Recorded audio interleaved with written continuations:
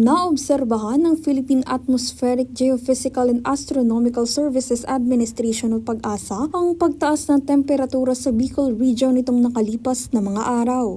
Sa datos ng PAGASA, simula February 23 ay naranasan ng caution hanggang extreme caution na heat index na umaabot ng 32 to 39 degrees Celsius. Ayon sa Weather Bureau, posibleng indikasyon ito ng paglipat ng panahon mula sa amihan patungo sa dry at hot season o tag-init. Ayon kay Alexis Ruivivar, Regional Weather Forecaster ng PAGASA Southern Luzon, karaniwang natatapos ang Northeast Monsoon o amihan sa ikalawa hanggang ikatlong linggo ng Marso na siyang hudyat ng pagsisimula ng tag-init. Dagdag niya, bagamat hindi pa opisyal na natatapos ang amihan, unti-unti nang nararanasan ng mainit at malinsangang panahon sa rehiyon. Historically naman, during the month of March, specifically during sa second or third week ay na-terminate na itong northeast monsoon or yung amihan, yung malamig na panahon.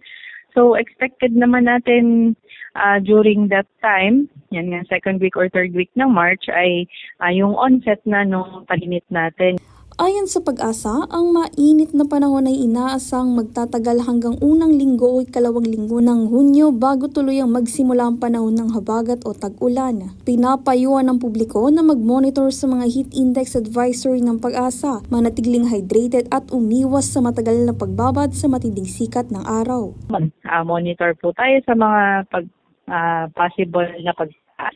And kung sakali man na talagang grabe na yung init, yun po ay always stay hydrated and lagi pong magdala ng pananggalang sa mainit na sikat ng araw. Darlene Lastrulio, CSN.